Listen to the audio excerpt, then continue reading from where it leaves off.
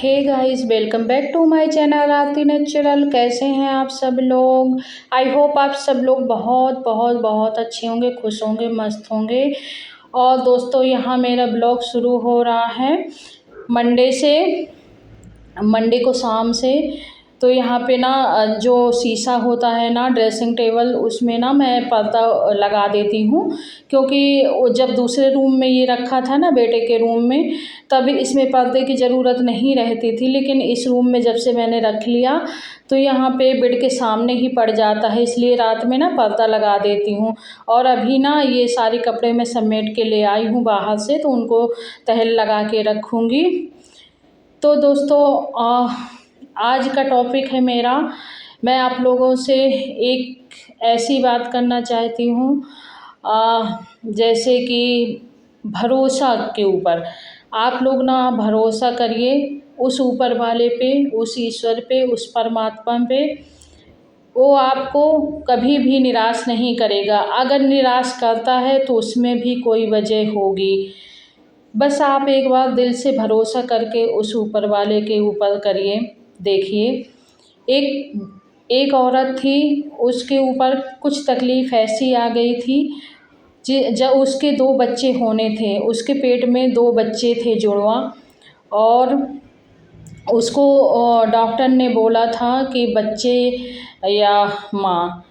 उसने, और तो कोई कुछ नहीं कर सकता था, लेकिन उस औरत ने उस ईश्वर पे, उस परमात्मा पे भरोसा रखा। और भरोसा रखने के बाद वो गई। ईश्वर ने उन दोनों को सलामत रखा, दोनों बच्चों को और माँ को।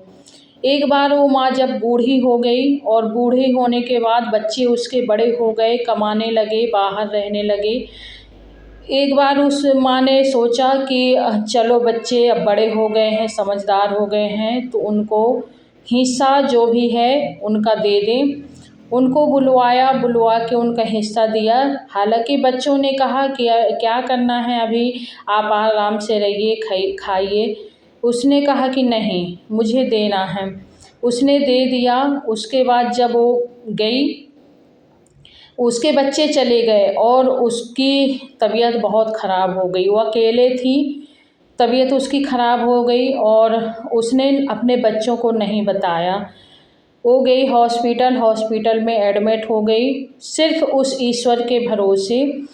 और वहाँ पे ना जब डॉक्टर ने बोला कि आपके परिवार से कोई आए, तो उन्होंने अपने बेटे का नंबर दिया। बेटा आया, उन्होंने बताया, माँ आपने बताया क्यों नहीं? हमको फ़ोन लगाना चाहिए, बताना चाहिए, हम जाते ही नहीं अगर आप बता देती। उन्होंने कहा क्यों आप रुक जाते? तुम लोग रुक जाते तो क्या कर सकते थे तुम लोग? करना तो उस ऊपर वाले को है, और डॉक्टर से बड़ा वो ऊपर वाला बैठा है, जो हमारी हमेशा रक्षा करता है। जिस पे दिल से आप भरोसा करके देखो, वो हमेशा रक्षा करते हैं, हमेशा साथ देते हैं, और उनसे बड़ा कोई नहीं है। कोई भी नहीं कुछ कर सकता। अगर कर सकता है तो ऊपर वाला कर सकता है। तो ये बहुत बड़ी बात है कि दिल से अगर आप भरोसा करेंगे तो ईश्वर ज़रूर आपका साथ देगा। और गाइस, यहाँ पे आप लोग देख सकते हैं कि मेरे छत के जो गार्डन छोटा सा ही है, 4-5 बाल्टियाँ रखी हैं, 5-6, और उसी में थोड़ी छोटे-छोटे पौधे लगे हैं। लेकिन ना ये बारिश का पानी पाकर ये झूम से उठते हैं और बहुत हरे-भरे हो जाते हैं, बहुत अच्छे लगते हैं। और यहाँ पे देखिए, ये जो अभी 2 महीने पहले बिल्कुल छोटा-सा था, और पानी मैं डालती थी, ऐसा नहीं था कि पानी नहीं डालती थी, पानी मैं रेगुलर डालती थी। लेकिन 1-2 मग्घा पानी डालने में और बारिश के पानी में इन लोगों को जो मज़ा आती है ना, 1-2 मग्घे पानी में इनकी ग्रोथ नहीं हो रही थी अच्छे से। जब से बारिश का पानी पा गए ना, तो बहुत अच्छी ग्रोथ पा गए, और बहुत बड़े भी हो गए हैं, बहुत हरे-भरे सुंदर से भी लगने लगे हैं। मैं गई थी छत अपने पौधों को देखने। वहीं पे मैंने सोचा, मौसम अच्छा था, बारिश हुई थी तो छत भी गीली थी, रात में बारिश हुई थी बहुत, तो छत गीली थी। तो मैं ऐसे ही थोड़ी टहलने लगी, क्योंकि सुबह-सुबह ना जब चिड़ियाँ चहचहाती हैं, कहीं से गाड़ियाँ नहीं निकलती, एकदम शांत माहौल रहता है और चिड़ियों की चहचहाट, पक्षियाँ उड़ते हैं पक्षी, और एकदम कितना सुंदर लगता है, कितना अच्छा लगता है। मुझे ना ये जो नेचुरल चीज़ें होती हैं ना, वो बहुत ही सुंदर लगती हैं, और इस समय ना गाड़ी वाहन भी कम ही निकलते हैं सुबह-सुबह, तो बिल्कुल शांत माहौल रहता है। जो चिड़ियों की चहचहाट कानों में पड़ती है ना, बहुत ही अच्छा लगता है। तो वहीं पे मैं टहलने लगी थोड़ी से टहल लेते हैं, और ना जब हम सुबह या शाम थोड़ी से टहलते हैं ना, तो खाना भी तो पच जाता है, और खाना पचने के साथ-साथ ना हम लोगों के हाथ-पैरों में फ्रेश महसूस होता है। आजकल क्या है ना, जकड़न सी आ जाती है हाथों में, पैरों में, पूरे बॉडी में। एकदम अगर आप लेटे रहो तो लगेगा कि बस उठो नहीं, थोड़ा-सा लेटे रहो। यहीं पे चलते-चलते मुझे थोड़ा-सा मैंने एक्सरसाइज़ कर ली। इसको ना 30 बार करना है, इस एक्सरसाइज़ को मैं 30 बार करती हूँ। 30 से ज़्यादा नहीं करती हूँ, उतना ही करना है कि मैं थकूँ नहीं, क्योंकि घर के काम भी मुझे करना होता है। पर थोड़ी-थोड़ी चलते-फिरते मैं करती रहती हूँ हल्का-फुल्का। तो यही पहले थोड़ी सी टहली, फिर 30 बार मैंने इस तरह एक्सरसाइज़ कर लिया, और उसके बाद फिर मैं नीचे गई। नीचे के काम भी करने थे, सुबह थी और बच्चों का स्कूल भी था, तो मुझे वो भी करना था। तो थोड़ी बस इस तरह हल्की-फुल्की एक्सरसाइज़ अगर कर लो ना, तो सुबह जो जकड़न रात भर सोते हैं ना एसी कूलर में, तो उसी से ना जकड़न हो जाती है बॉडी में। तो ना मैंने कमर की भी एक्सरसाइज़ की थी, क्योंकि 2 दिन मेरी कमर जकड़ी-जकड़ी थी, और मैंने जब कमर की एक्सरसाइज़ की ना, तो मुझे काफ़ी आराम लगा। वो कमर वाली एक्सरसाइज़ ना मैं नेक्स्ट ब्लॉग में आप लोगों को दिखाऊँगी, क्योंकि अभी तो इतना ही बन पाया था। कल वाईफ़ाई नहीं था, तो मुझे लगा पता नहीं ब्लॉग जा पाएगा, नहीं जा पाएगा, तो मैंने इतना ही बनाया था। अब आ चुकी हूँ मैं छत से नीचे, और नीचे बाहर मैंने झाड़ू लगा दी। दरवाज़ा पहले ही खोलना होता है सुबह उठ के। सबको पता है कि सुबह उठ के दरवाज़ा हमें खोलना चाहिए, सबसे पहले मेन गेट खोलना चाहिए, और वहाँ पे झाड़ू लगा के पानी डालो, ओलन डालो, कुछ भी डालो, यूरिया डालो, पानी डालो। यूरिया किसको कहते हैं? गाय के गोबर या भैंस के गोबर से जो मेन गेट में लीप देते हैं, उसको यूरिया बोलते हैं। लेकिन आजकल शहरों में ना, गाँव में तो अभी भी गोबर मिल जाता है, लेकिन आजकल शहरों में ना ज़्यादा गोबर-वोबर मिलता नहीं है, तो इसलिए आप 1 बाल्टी पानी ज़रूर डालें, और बस गेट साफ़ हो गया। उसके बाद फिर आप कुछ भी करें, और अंदर झाड़ू आप थोड़ी देर बाद भी लगा सकते हैं तो चल जाएगा, लेकिन मेन गेट सबसे पहले ज़रूरी है। तो मैं छत से आ चुकी थी, और बाहर तो पहले ही झाड़ू लग गई थी, तो यहाँ पे मैं अंदर झाड़ू लगा रही हूँ, और अंदर झाड़ू लगाने के बाद फिर बेटी का स्कूल भी था, तो मैं नाश्ता बनाने चल दी, और नाश्ते में मैं बना रही हूँ प्याज के पराठे। तो यहाँ पे मैंने आटा लिया है, अजवाइन डाली है, नमक डाला है, और प्याज काट के डाल दिया है।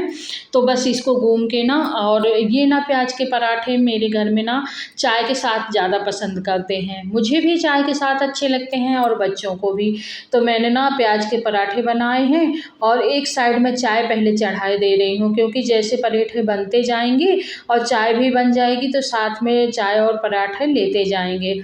तो एक तरफ मैं चाय चढ़ा दूँ, और यहाँ पे चाय में मैंने पानी और चाय पत्ती, शक्कर, अदरक डाल के रख देनी है।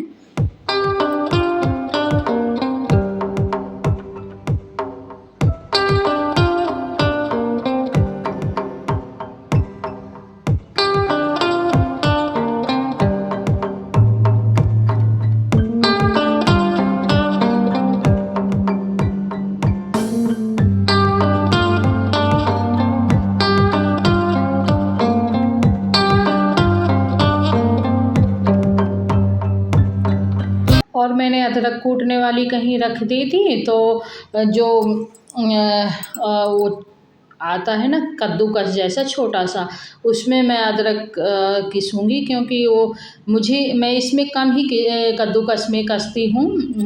अदरक मैं ज़्यादातर कूट के ही डालती हूँ, लेकिन आज वो उसके नीचे का पता नहीं कहाँ रख दिया था, तो और मुझे जल्दी भी थी नाश्ता बनाने की, चाय बनाने की, क्योंकि 7 बजे 7:15 बजे बस आ जाती है मेरी बेटी की। तो मैंने इसी में कर दिया। मैंने कहा ढूँढने से अच्छा बाद में ढूँढ लूँगी, अभी इसी में किए दे रही हूँ। क्या फ़र्क पड़ता है कि कद्दूकस के डालो या फिर कूट के डालो अदरक। तो मैंने इसी से डाल दिया। स्वाद तो दोनों में ही आना है, इसमें भी उसमें भी। हाँ, ये है कि कूट के डालने में ना ज़्यादा टेस्ट आ जाता है, इसमें भी आता है पर उसमें ज़्यादा आ जाता है। तो बस यहाँ पे मेरी चाय जब तक बनेगी तब तक मैं बना लूँगी एक साइड पराठा। तो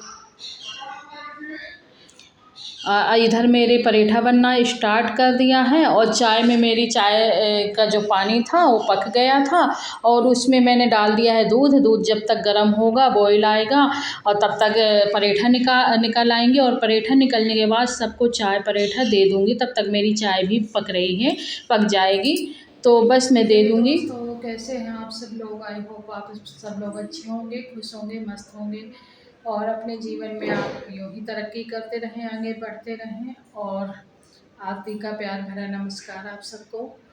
तो दोस्तों, मैं यहाँ, क्या आप लोग जानते हैं कि हम लोगों की इन फिंगरों से आँखों की ज्योति बढ़ जाती है? कैसे, आप लोगों को मैं ज़रूर बताऊंगी। और कल से ना 2 दिन ना मेरी कमर जाम जैसी थी। मैंने 2 बार कमर वाली एक्सरसाइज की कल।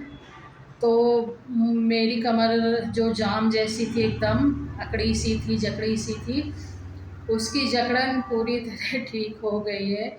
तो उसकी एक्सरसाइज मैं आपको नेक्स्ट ब्लॉग में बताऊंगी, क्योंकि मैं सोची कि आज के ब्लॉग में बता देती, लेकिन मैंने इसका ब्लॉग नहीं बनाया था, क्योंकि मुझे लगा कि पहले मैं खुद पे ट्राई करती हूँ।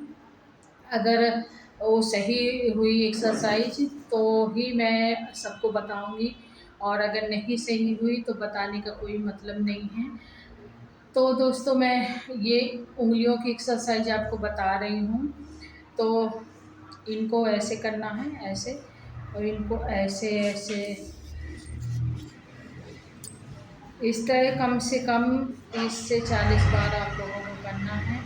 रेगुलर करना है, रोज़ करना है। इससे ना आँखों में काफ़ी फ़र्क पड़ता है, आँखों की रोशनी में।